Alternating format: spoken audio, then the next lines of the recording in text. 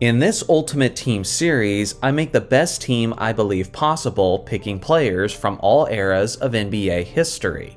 It isn't just about how talented the teams are, but I'm also trying to build teams that would gel and execute well together. Today, we're looking at the Ultimate Spurs team. Before I get started, here are the rules you need to know. To build each franchise's ultimate team, I will be picking a starting 5, a second unit representing each position, and then 3 additional rotation players at any position I choose. In total, there will be 13 roster spots. It's worth mentioning that I will not simply be building these teams based on how talented each player is, but I'll also be factoring in how well these players would do together as teammates. So without further ado, let's get into it. Starting at point guard is the proven and underrated veteran Tony Parker. He was never universally seen as the best point guard in the NBA, but at least for a while he was narrowly in the conversation. He wasn't a high flyer and he wasn't the most explosive player, but he was a guy who quietly did a variety of things well. He was a quality facilitator, a smart decision maker, a solid mid-range shooter, a clutch performer, and one of the very best at finishing around the rim. At his individual best in 2009, he averaged 22 points, 7 assists, and 3 rebounds, while making nearly 51% of his attempts. With this Finals MVP at the helm, the Ultimate Spurs will be in good hands. Starting as shooting guard is the one they call the Iceman, George Gervin. Simply put, this 6'7" wing was one of the greatest scorers of all time, as he led the league in points per game 4 times, which is tied with Kevin Durant for the 3rd most of all time.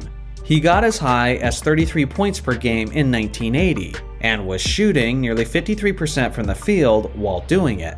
He was nearly unstoppable in the painted area, as he had a tremendous layup package, and he also had an absolutely iconic finger roll, which he used with regularity. He'll ensure that the starting offense will never struggle to produce.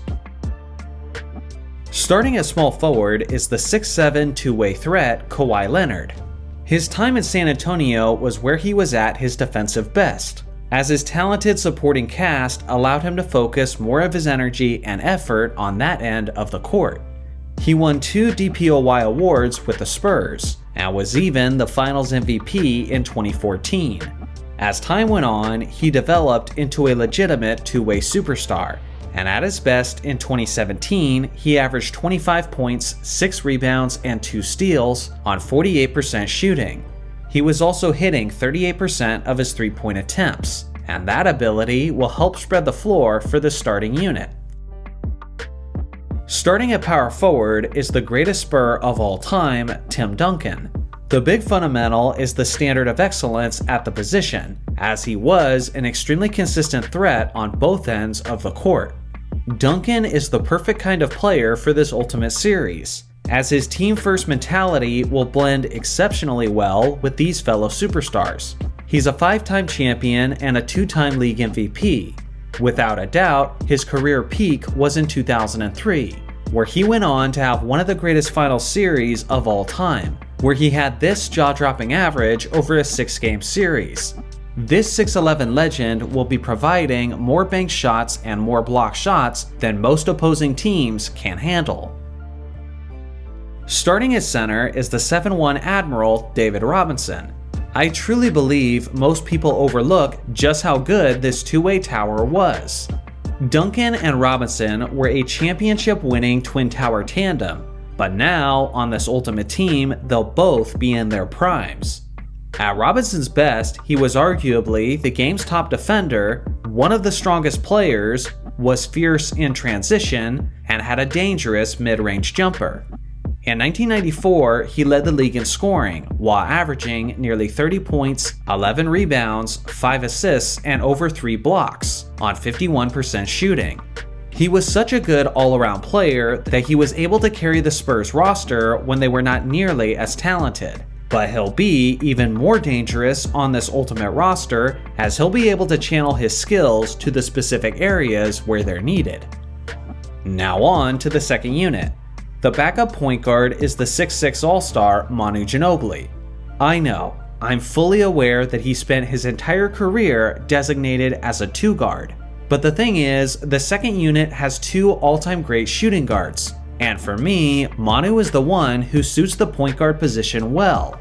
Nowadays, people sometimes refer to Manu as the prototype to James Harden. And from that aspect, I think he can do well at the point as well. He had a terrific handle of the basketball, he was great at reading defenses, and he was an incredible distributor. He'll be right at home coming off the bench as he was the 6th Man of the Year winner in 2008. That year, he averaged 19 points, 5 rebounds, and 4 assists in only 31 minutes of action. He'll also give the team another perimeter threat, as he made 40% of his 3-point shots. The backup shooting guard is the 6'4" All-Star Alvin Robertson. This athletic legend was a stat-stuffing machine, as he's one of the 4 players who achieved a quadruple-double, and he's also one of the greatest pickpockets of all time. His defense was suffocating to opposing players, and in his sophomore season, at only the age of 23, he was named the league's Defensive Player of the Year. He was also the most improved player that season, as he played all 82 games and averaged 17 points, 6 rebounds, 5 assists, and a jaw-dropping 3.7 steals, which is still the highest single-season average in NBA history. To be honest, this guy is good enough to challenge even Tony Parker and George Gervin for the starting minutes. The backup small forward is the 6'8" shooter Shawn Elliott. This all-star was a deadly combination between an athletic slasher and a spot-up shooter. He's famous for one of the most clutch 3-pointers in San Antonio Spurs history, but he was also a major contributor for many contending Spurs teams. In 1996, he was second on the team in scoring, as he averaged 20 points, 5 rebounds, and 3 assists on nearly 47% shooting and 41% from 3-point range. The backup power forward is the one known as the Worm, Dennis Rodman. This stint was between his championship years with the Detroit Pistons and the Chicago Bulls, and it's no secret that Rodman's time in San Antonio was riddled with off-the-court drama. So that will be a question mark for this team. But outside of that, he was still the same all-time great player, and many people seem to forget that. In 1994, he played 79 games while leading the league in rebounds per game, averaging a monstrous 17.3 per night. He also finished 6th overall in the Defensive Player of the Year race. With veteran and championship experience all over this roster, it's very likely that he would mesh better in the players in this scenario with San Antonio. The backup center is the 7'4" phenom Victor Wembanyama. I know he's still very early in his career, but there's absolutely zero question on whether or not he's talented enough to make this roster. At the time I'm making this video, he's averaging about 20 points, 10 rebounds, and over 3 blocks in less than 30 minutes per game. As talented as he is on the offensive end, his greatest gift may be his insane rim protection, as his length, height, and agility allow him to cover more ground than 99% of NBA players. He'll be a strong substitution for either David Robinson or Tim Duncan. Now on to the 3 rotation players.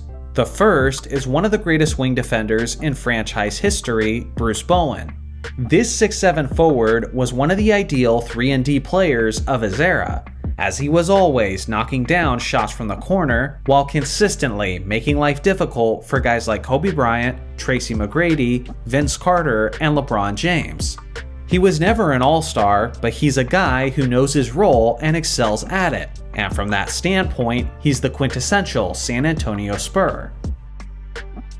The second rotation player is the athletic 6'6" wing DeMar DeRozan, who has solid footwork and excellent fundamentals. Some of the most efficient seasons of his career were in San Antonio, and in 2020, he averaged 22 points, 5 rebounds, and 6 assists on a tremendous 53% shooting.